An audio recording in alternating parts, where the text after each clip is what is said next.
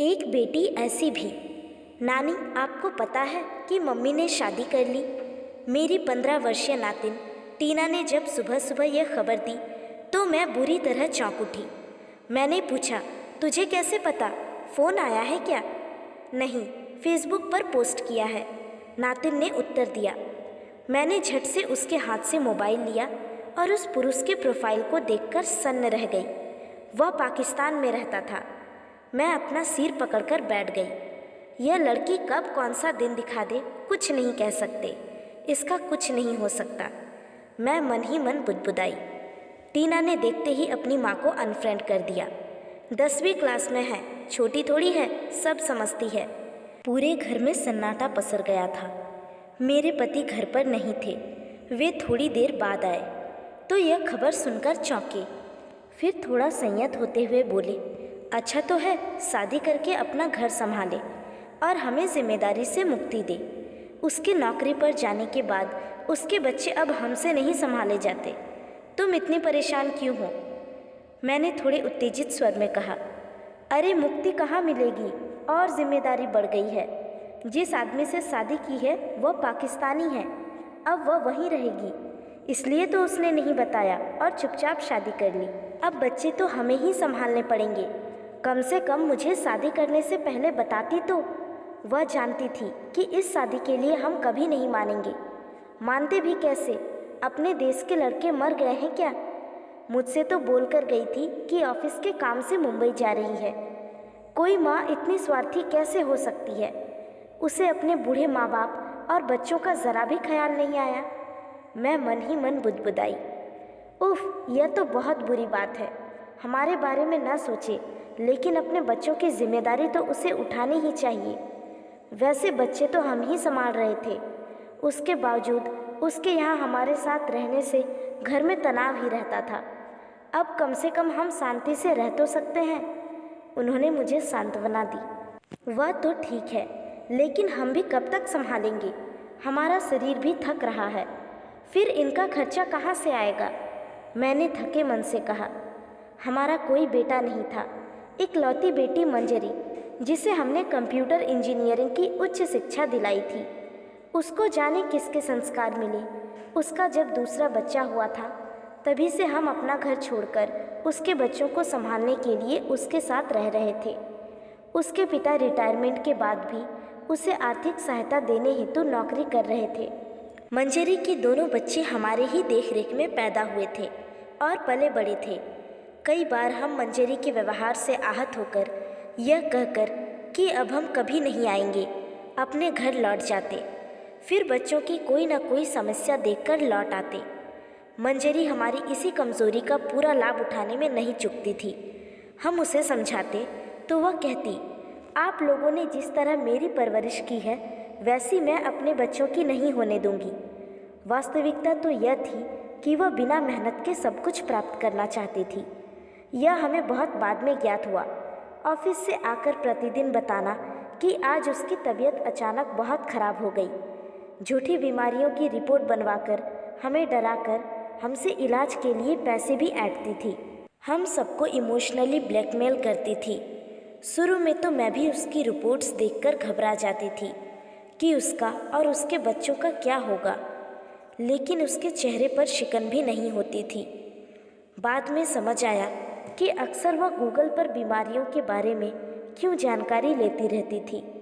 नौकरी छोड़ के बिजनेस करना, उसको बंद करके फिर नौकरी करना, यह उसकी आदत बन गई थी। घर के कार्यों में तो उसकी रत्ती भर भी रुचि नहीं थी। मंजरी ने पहली शादी नेट के द्वारा अमेरिका रहने के लोभ के कारण किसी अमेरिका निवासी से की, जिसमें हम भी शामिल हुए थे। बिना किसी जानकारी के यह रिश्ता हमें समझ नहीं आ रहा था। हमने उसे बहुत समझाया, लेकिन उस पर तो अमेरिका का भूत सवार था। फिर वही हुआ जिसका डर था। कुछ ही महीनों बाद वह गर्भवती होकर इंडिया आ गई। शादी के बाद अमेरिका जाने के बाद उसे पता लगा कि वह पहले से विवाहित था, तो उसके पैरों तले की ज़मीन खिसक गई। हम बेबस थे। उसने एक बेटी को जन्म दिया। हमने मंजरी की बेटी को अपने पास रख लिया और वह दिल्ली जाकर किसी कंपनी में नौकरी करने लगी। एक दिन अचानक जब हम उससे मिलने पहुंचे तो यह देखकर सन्न रह गए कि वह एक पुरुष के साथ लिव इन रिलेशन में रह रही थी। हमने अपना सिर पीट लिया। हमें देखते ही वह व्यक्ति वहां से ऐसा गायब हुआ कि फिर दिखाई नहीं दिया। लेकिन तब तक बहुत देर हो चुकी थी।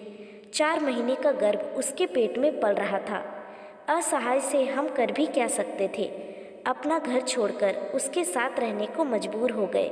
दिमाग पर अभी भी मंजरी ने ही कब्जा कर रखा था। सोच रही थी कि इंसान एक बार धोखा खा सकता है, 2 बार खा सकता है, लेकिन यह तीसरी बार। मुसलमानों में तो 4 शादियों की स्वीकृति उनका धर्म ही देता है, तो क्या गारंटी है कि और एक बच्चा हो गया तो। आगे की स्थिति सोचकर मैं कांप गई। लेकिन जो उसके आचरण थे उससे कोई संस्कारी पुरुष तो उसे अपनाता नहीं। जो कदम उसने उठाए हैं उसके बाद क्या वह अपने परिवार को तथा अपनी बेटी किशोरावस्था की ओर अग्रसर होती बेटी को मुंह दिखा पाएगी। ज़रूर कोई बहुत बड़ा आदमी होगा जिसे उसने अपने चंगुल में फांस लिया होगा। पैसे के लिए तो वह कुछ भी कर सकती है। टीना के द्वारा उसको फेसबुक पर अनफ्रेंड करते ही वह समझ गई कि सबको उसके विवाह की खबर मिल गई है और टीना उससे बहुत नाराज़ है। आए दिन उसका फ़ोन आने लगा, लेकिन इधर की प्रतिक्रिया में कोई अंतर नहीं था। मैंने मन ही मन सोचा, आखिर कब तक बात नहीं करूँगी। बच्चों के भविष्य के बारे में उससे बात करनी ही पड़ेगी। एक बार उसका फ़ोन आने पर जैसे ही मोबाइल को अपने कान से लगाकर मैंने हेलो किया, वह तुरंत बोली, टीना को समझाओ, मुझे भी तो खुशी से जीने का हक है। मेरे विवाह से किसी को क्या परेशानी है। अभी भी मैं अपने बच्चों की जिम्मेदारी संभालूंगी। उन्हें किसी चीज़ की कमी नहीं होने दूंगी, क्योंकि जिससे मैंने विवाह किया है उसका बहुत बड़ा व्यवसाय है। मुझे उसका कथन बड़ा ही हास्यास्पद लगा और मैंने जो उसके वर्तमान पति की हैसियत के बारे में अनुमान लगाया था वह सत्य निकला। फिर एक दिन अचानक बहुत बड़ा सा कुरियर आया जिसमें बहुत महंगे मोबाइल और बच्चों के लिए कपड़े थे और ऑनलाइन बहुत सारा खाने का सामान, जिसमें चॉकलेट, केक, पेस्ट्री आदि भेजा था। सामान को देखकर चिंटू के अलावा कोई खुश नहीं हुआ। एक दिन मंजरी ने हमें अपने बच्चों का वीज़ा बनवाने के लिए कहा कि एयर टिकट वह भेज देगी और हमारे लिए भी फ़्लाइट के टिकट भेजेगी ताकि हम अपने घर लौट जाएं। यह सुनते ही टीना आक्रोश में बोली, नहीं जाना मुझे, आपके पास रहना है। I hate her. चिंटू बोला, मुझे जाना है मम्मा के पास, लेकिन वे यहाँ क्यों नहीं आती। मैं तो शब्दहीन होकर सन्न रह गई।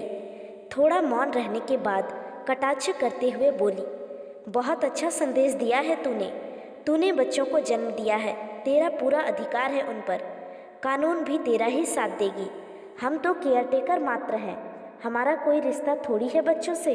पूछे कोई तुमसे, रात रात भर जागकर किसने बच्चों को पाला है। वहाँ जाने के बाद हम इनसे मिलने को भी तरस जाएंगे। यदि तुम्हें बच्चों की इतनी चिंता होती तो ऐसा कदम उठाने से पहले 100 बार सोचती। बच्चे प्यार के भूखे होते हैं, पैसे के नहीं। हमारी भावनाओं की तो कद्र ही नहीं है। जाने किस मिट्टी की बनी है तू। मुझे अफसोस है कि तू मेरी बेटी है। मुझे तो तुझ पर विश्वास नहीं है कि तू बच्चों को अच्छी तरह पालेगी। फिर मैं उस सौतेले बाप पर कैसे विश्वास कर सकती हूँ। चिंटू जाना चाहे तो चला जाए, लेकिन टीना को तो मैं हरगिज़ नहीं भेजूंगी। ज़माना वैसे ही बहुत ख़राब है। यदि मैं नहीं संभाल पाई तो हॉस्टल में डाल दूंगी। सबने मेरे निर्णय का समर्थन किया।